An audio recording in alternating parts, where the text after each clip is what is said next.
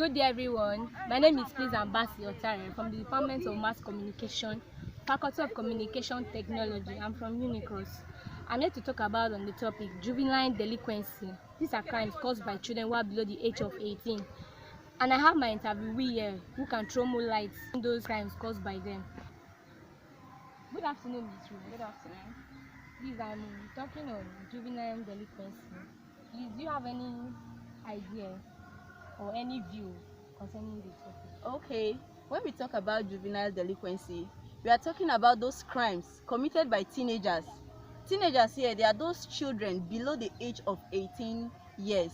Now, when we look at those crimes committed by those children, we have like stealing, we have like robbery, we have like kidnapping, we have prostitution, and so on and so forth. Now, when these children, they involve themselves in this, you see that when you see their age, when you want to react, you will not know what to do because of they are too small.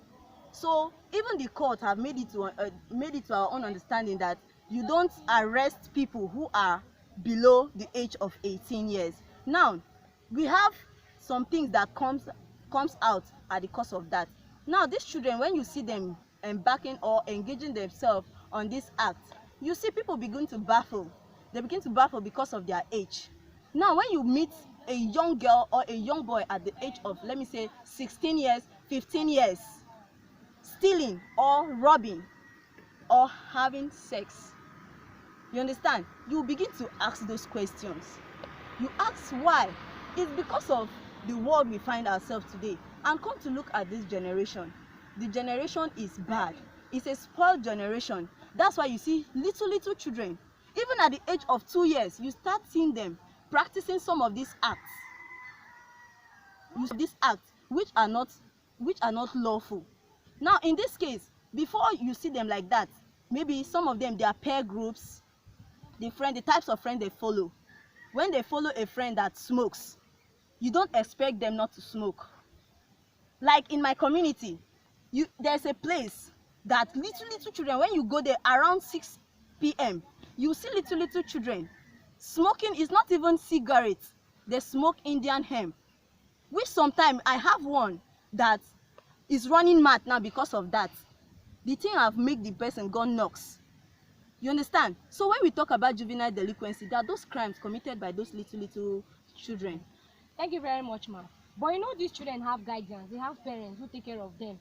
So is it that the parents don't train them well, or because of the environment they find themselves, that's why they have to behave like that? Okay, when we talk about the parents, I believe that the parents they say train up your child in a way he should go, so that if he or she grows, he will not depart from it.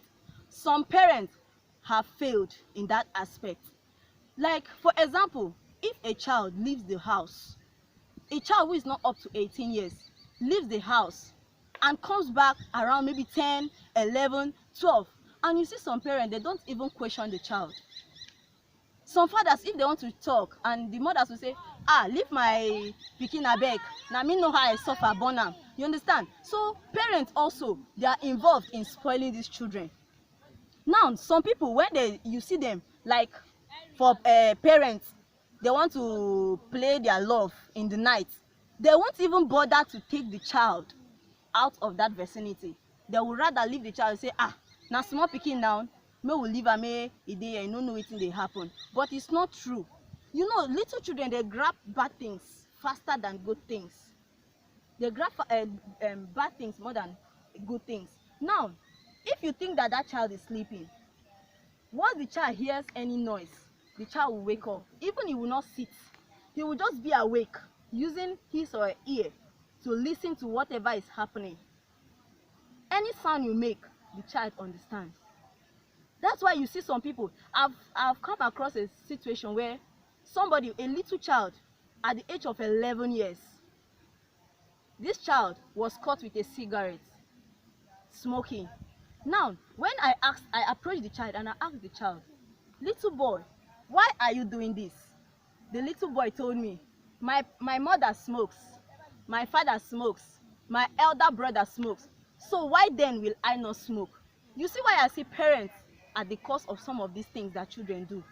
Now there's a girl too, a very small girl. I'm not sure that girl is up to the age of 3. When they were playing with a little boy, before you know, when they now observed that nobody was in the vicinity, they never knew I was inside. So they now observed that everywhere was quiet. Those children entered the kitchen, pull the girl's own skirts and raise the shirt she was putting on up, and remove his own trouser and told the girl to lie on the ground. While that girl lied on the ground, that little boy climbed on top of her. And when I just came out, okay, somebody now came inside and tapped me and said, auntie, come and see what these children are doing. When I came out, I met them. The children now started begging me, auntie I beg now, him they forced me, and I have to call those children. I didn't beat them because I know that at that moment that is not the solution. I have to call them first. I have to know the background where they come from before I do anything to them. So when I asked the children, they told me, my mommy, they used to do them for nights. When one brother, they used to come for house, and so they used to do my mommy. So night I say, make I practice them. That was when I have to hit the child and told the child, this is a bad thing. Had it been these children, their parents talk to them the way I did to those little children, I'm not sure this thing could have been a problem in our society. Thank you very much, Ms. Rose. Yeah. Thank you very much for your time. Yeah. Okay, we just heard from our interviewee. She has already said it all, that most parents fail in their responsibility of training up their children. So sometimes we don't have to blame the parents, because children most times learn a lot. They go to school, they go to other places, even in schools, they do learn all these bad attitudes. So my advice to them is that even if you're a parent, there's a place you will see your child, and you can call him or her to order and question that child. Next time, that child will not behave like that. Parents, that they should add more efforts in training up their children. Thank you.